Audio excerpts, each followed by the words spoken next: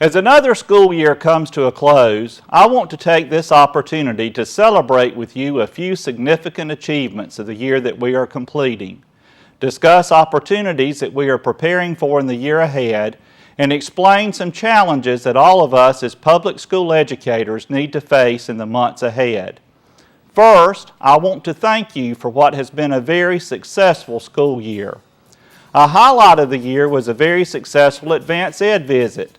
Our accreditation has been reaffirmed for another 5 years, ensuring that our students' diplomas and academic credits are recognized by institutions of higher learning worldwide. While all of our programs met and exceeded Advanced Ed's rigorous standards, we were commended in 5 areas where the visiting team felt that we had particularly powerful practices. Hand in Hand received a special commendation for its early learning program. The reviewers reported, quote, "It is evident that Hand in Hand staff members are committed to utilizing developmentally appropriate strategies for all groups of students and embracing the families of the children they serve. Parents feel that Hand in Hand provides a safe, supportive learning environment for their children." Hand in Hand was granted the Quality Rated designation, becoming the first and only pre-kindergarten program in the area to have this prestigious national rating. Our system was commended for its robust course offerings, from advanced academic courses to foreign language to career technology and agriculture education to athletics and fine arts. Our school district offers students more chances to excel than they will find anywhere else in South Georgia. Highly successful advanced placement programs, college dual enrollment choices, industry-certified career pathways, and award-winning fine arts are all choices that are available to our students. The school district was commended for the hard work of our leadership team, both at the school and district levels. I feel very fortunate to have a strong leadership team, and I'm thankful for their hard work in leading the district in the development of a strategic plan that is guiding our district. Associate Superintendent Melanie Chavot coordinated the development of our system strategic plan and deserves a great deal of the credit for this commendation. The school system also received a commendation for its commitment to instructional technology. The system has written several successful grants that are helping to improve our technology infrastructure and providing more technology devices for our students. This year, our school district was in the top 5 districts in the state to win grant money for new computer technology. Finally, our district was recognized for its facilities. The report noted, quote, "The Thomas County school system maintains school campuses that are safe, clean, and have overall positive climates. Thomas County schools are places where students can learn in a safe, clean, and healthy environment." I want to thank Dr. Bob Deckman for his outstanding work in coordinating the visit and the district team that compiled the reports. Associate Superintendent Melanie Chavot and Assistant Superintendents Joey Holland and Lisa Williams wrote sections of the accreditation reports and compiled hundreds of documents for the team to review.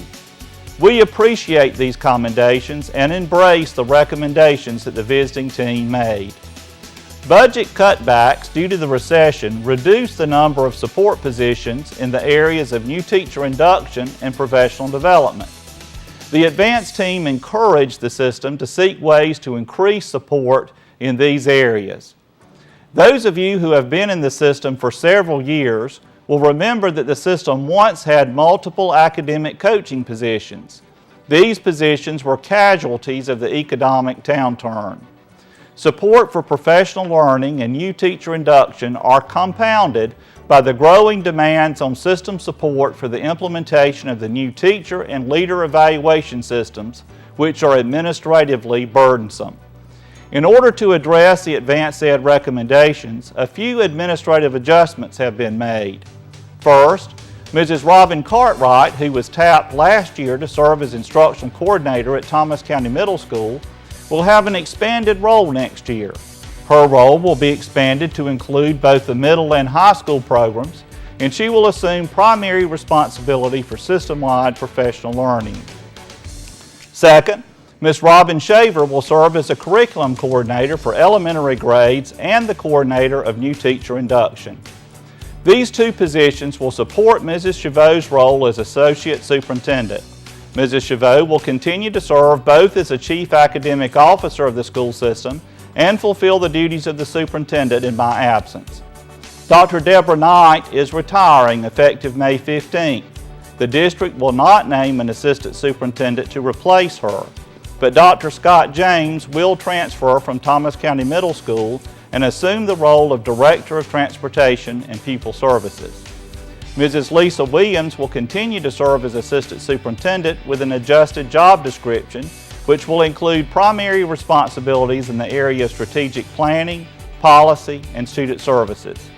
Mr. Joey Holland will continue to serve as Assistant Superintendent for Finance and Operations. Mr. Jamie Thompson will transfer from Thomas County Central High School, where he is serving as Assistant Principal, to Thomas County Middle School, where he will assume the role of Associate Principal. One administrative position at Thomas County Central High School is being dissolved. Dr. Jim Rayberg, who was serving as Director of Gifted, will now serve as Assistant Principal while continuing to maintain some of his previous duties and sharing gifted and assessment duties with other school and system level administrators. Mrs. Dee Gaines will become the new Assistant Principal at Hand in Hand, replacing Mrs. Robin Shaver.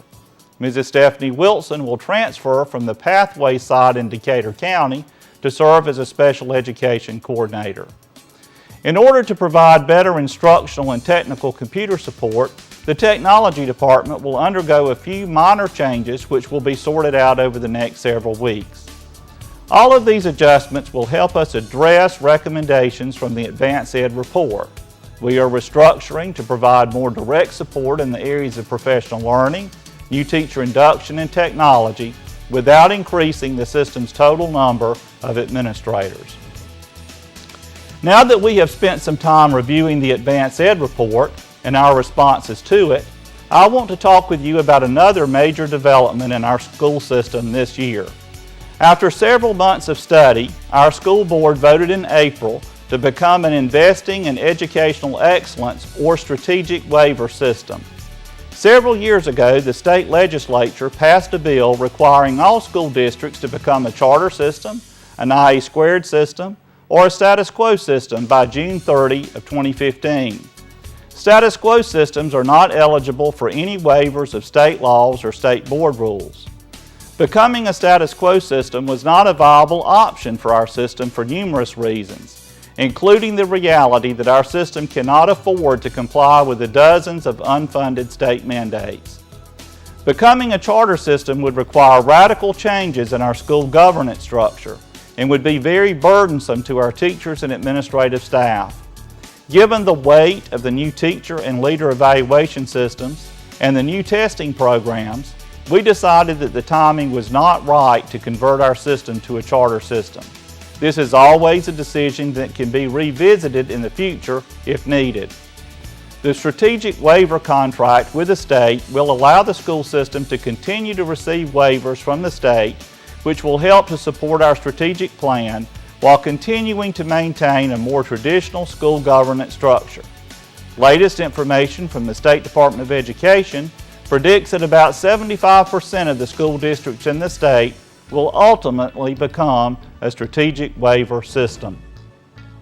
I would like to thank Assistant Superintendent Lisa Williams for leading the work on developing the strategic waiver system application and negotiating the contract with the State Department of Education. In exchange for the flexibility afforded through the waiver, the school system will be required to show growth on each school's CCRPI scores beginning with the 2016-2017 school year. Next year, the 2015-2016 school year, will be the baseline year for the new contract. If you are interested in learning more about the strategic waiver application and contract, please see the IE Squared Strategic Waiver Quick Link on our system's homepage. Our system's enrollment continued to rebound this year with an increase for the fourth consecutive year. Our enrollment as of the October FTE count was 5,652 students. Our demographics are 56% white, 35% black, 5% Hispanic, 3% multi-race, and 1% Asian. Our program for accelerated and gifted students has now become the leader in the area for both the number of students enrolled and the achievement levels of the students participating. This year, we have 339 middle school students enrolled in high school courses, which include literature, physical science, coordinate algebra, foreign language, and agriculture. 21% of our middle school students are currently enrolled in at least one high school course.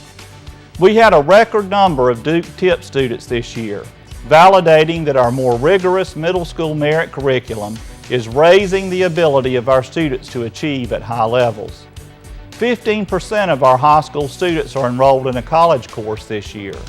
222 students will complete 726 college courses.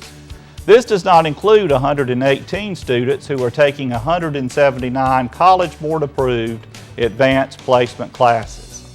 Simply put, we have the largest, most successful academic program of any school in the area, public or private. Over the last several years, we have expanded our CTAE program to add agriculture, mass media, robotics, and family and consumer science programs at our middle school. We have also added dance at our middle school, and will expand the program into our high school next year. I'm excited to announce that we will add computer programming for students in grades 8 through 12 next year, becoming the first school in our area to offer this program for students interested in pursuing a college degree in engineering or computer science. Our business education program at the high school attained industry certification this year, bringing to 5 the number of industry certified programs. Our broadcasting, healthcare, automotive, welding, and business education programs are all industry certified, indicating that they have met rigorous industry standards. Again, we lead the area in these designations. Simply put, the comprehensive offerings of the Thomas County School System remain unparalleled in our region of the state. If you've not had a chance to view our school system's video found on our webpage, please take a few minutes to view it.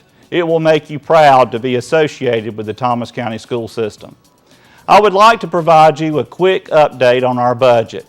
There was a great deal of media attention surrounding additional funds being provided for education at the state level this year.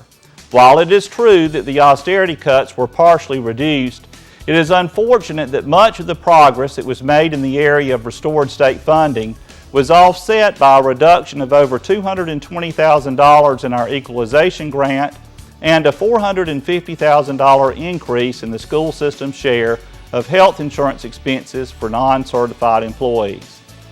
Through a combination of additional revenue from the state combined with funds from the school system's reserve account, we plan to eliminate furlough days next year. For the first time in several years, all staff members will be paid for their full work schedules next school year. If you followed the last legislative cycle, you will recall that the governor initially proposed dropping school bus drivers and many other non-certified employees from the state health benefit plan. When systems across the state protested, these employees were allowed to remain in the health insurance system, but the cost for their insurance was shifted to local school districts. We have been told that the long-term plan is for the state to eventually discontinue state health insurance for all non-certified employees. I have always regarded our entire school system as one large family, and I find it unfortunate that our state leaders are contemplating removing this benefit from our non-certified staff in the years ahead. In the coming legislative session, several important matters could be addressed that we as educators must be prepared to face head-on. First, the health insurance issue. All of us need to use our influence with elected leaders and our professional organizations to urge the state to put all school employees in one employee group for insurance purposes and to continue to provide the same level of health insurance coverage for all school employees. To do otherwise will create two classes of employees that would create workplace inequities that would simply be wrong. Second, the state is studying making radical changes in the teacher retirement system. The TRS system is vital to maintaining a good supply of teachers for the future. The sustainability of our retirement benefits also depends upon future teachers continuing to contribute to the program. It is vital that current teachers and retirees track this legislation closely and be prepared to send a message at the ballot box that the future of our profession depends upon the preservation of the retirement benefit.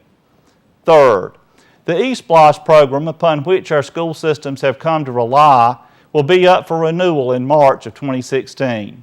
We rely on eSPLOST funds for computer technology, school buses, school maintenance, textbooks, and many other capital projects. We will be forming school steering committees this fall for a vigorous winter campaign. You will have an opportunity to recommend projects for the next SPLOST program, and we will have much more to say about the SPLOST renewal in the months ahead. In order for our voices to be heard, we need to work toward having 100% of our school employees registered to vote. As the 2016 legislative session approaches, it will be important for our leaders to know that school employees are educating themselves and are engaged in the political process. Teachers were once a revered voting bloc, but as our message has been diluted, the power of our influence has waned.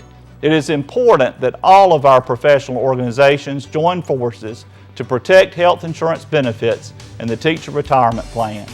Spend some time this summer getting educated on these issues and lobby your representatives and senators accordingly. I remain convinced that public education is our nation's best hope for the future. I thank you for your commitment to our students, your service to our school district, and your calling to our profession. I hope that the rest of the school year is pleasant and productive and that you have a safe and restful summer.